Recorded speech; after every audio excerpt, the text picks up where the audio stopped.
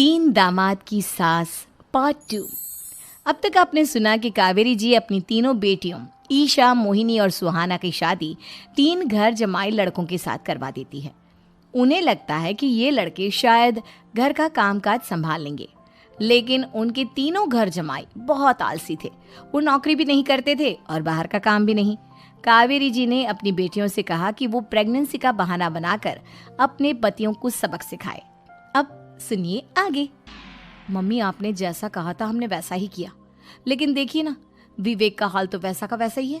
घर में ना सुबह का नाश्ता बनता है और ना खाना। नौकरी पर जाने की बात करूं तो खाने को दौड़ते हैं मुझे। हाँ मम्मी, मैंने भी सुमित को कितनी बार कहा कि अगर नौकरी नहीं करनी तो कोई छोटी सी दुकान ही खोल लो। घर का खर्चा कैसे चलेगा? देखो दोपहर के 12 बजने आए और जनाब अभी तक सो रहे हैं। हाँ मम्मी, ईशा और सुहाना ठीक कहती हैं। अविनाश का भी यही हाल है। जब मैंने अपनी प्रेगनेंसी के बारे में कहा तो मुझसे कहने लगा, अरे दूसरी लड़कियां तो 9-9 महीने तक नौकरी करती है, बस डिलीवरी के टाइम छुट्टी लेती है। मोहिनी, तुम भी नौकरी करो। अब मुझे कहाँ नौकरी मिलेगी?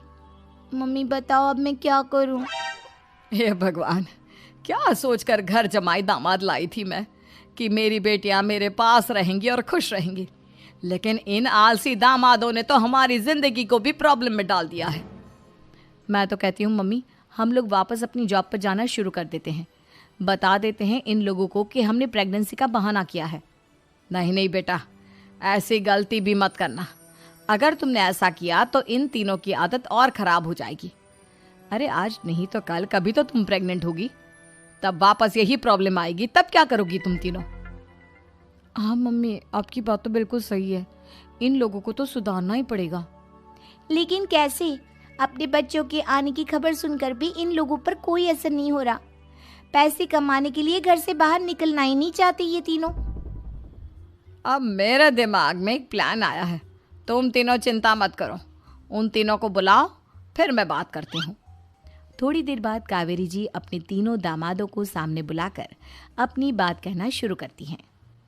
अविनाश, सुमित और विवेक, देखो बेटा, मैं ना तुम तीनों से बड़ा प्यार करती हूँ, इसीलिए तो तुम्हें घर जमाई बना कर रखा है मैंने। अरे मम्मी जी, सीधे सीधे कहिए ना, क्या बात है? प्यार तो हम भी आपको बहुत करते हैं। अरे मम्मी जी, आपकी इज्जत भी बहुत करते हैं। अरे भाई, आपके जैसी सास और कमाने वाली बीवी सबको मिलती है क्या? हाँ मम्मी, विवेक और सुमित ठीक कह रहे हैं।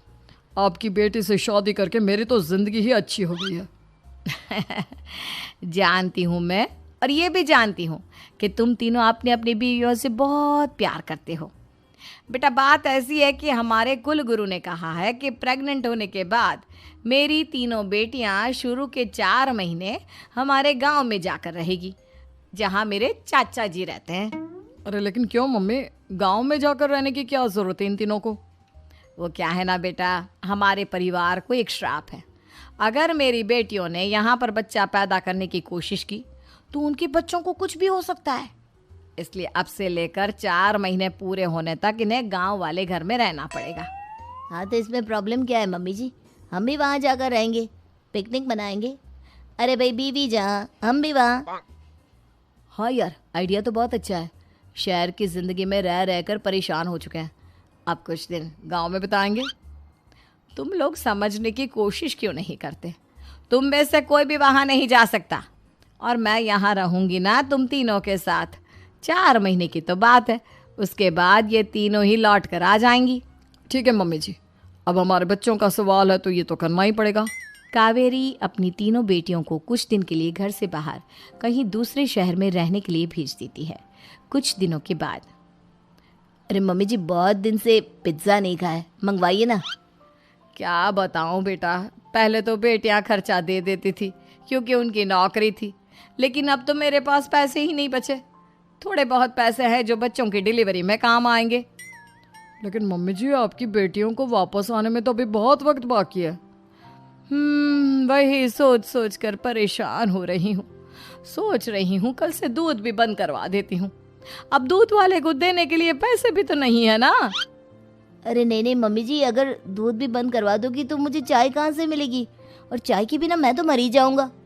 क्या करूं बेटा, इसके अलावा हमारे पास कोई ऑप्शन नहीं है, मेरे पास पैसे ही नहीं बचे। इस तरह कावेरी जी धीरे धीरे अपने तीनों दामादों को पैसे देना बंद कर देती हैं और घर में खाने पीने की चीजें लाना भी बंद कर देती है। अब वो तीनों बुरी तरह से परेशान होने लगे थे और इसलिए एक दिन तीनों प्लान करके घर से बाहर निकलते हैं और बाजार में जाने के बाद यार अच्छा खाना खाए हुए कितने दिन हो गए, पता नहीं कब अच्छा खाना मिलेगा। हमारी बीवियों के जाने के बाद तो हमारी हालत भिखारियों जैसी हो गई है यार। कुछ भी हो, मुझे तो आज पिज्जा खाना ही खाना है। जेब में 1 रुपया नहीं और पिज्जा खाएगा, कहाँ से आएंगे पैसे? अरे देख वहाँ सामने बोर्ड पर क्या लिखा हुआ है, कंप्यूटर पर काम करने के लिए एक आदमी की आवश्यकता है। भाई मैं तो जा रहा हूँ, काम करूँगा और शाम तक पैसे लाकर आराम से पिज्ज़ा खाऊंगा। जा जा, तुझे कोई काम नहीं देने वाला, हम तो घर जा रहे हैं। चल भाई सुमित। सुमित और अविनाश वहाँ से चले जाते हैं और विवेक उस कंप्यूटर शॉप पर सारा दिन काम करके 5,000 रुपये कमा कर घर लौट कर आता है और अपने खाने के लिए अच्छी अच्छी चीज़ें भी लेकर आता है।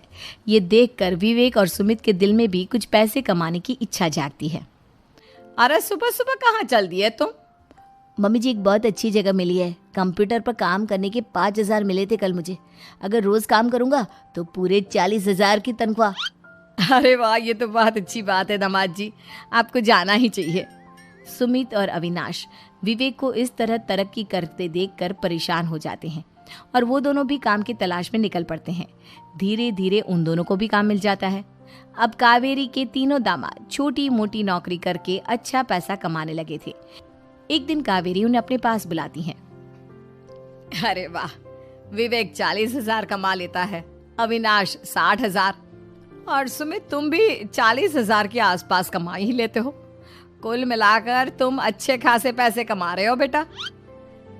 हाँ मम्मी जी, बहुत मज़ा आता है जब महीने के एंड में मोटी रकम हाथ में आती है। पूछिए मत मम्मी जी, घर में रहकर रोटी बना बना कर और तो जैसा महसूस होने लगा था मुझे तो।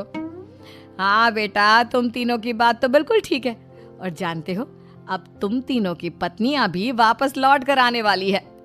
लेकिन मम्मी जी अभी तो उन्हें गए सिर्फ 2 महीने हुए हैं, आपने तो कहा था वो 4 महीने के बाद लौट कर आएंगी।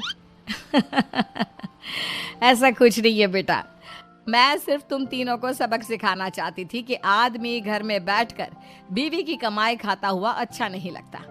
इस दुनिया में हर इंसान को मेहनत करनी चाहिए, काम करना चाहिए, चाहे वो औरत हो या आदमी, ताकि अपने परिवार को संभाल सके। कावेरी की बात सुनकर उन तीनों को अपनी गलती का एहसास होता है और कावेरी उन्हें सच बता देती है कि ईशा, सुहाना और मोहिनी शहर में ही कहीं दूसरी जगह रह रहे थे।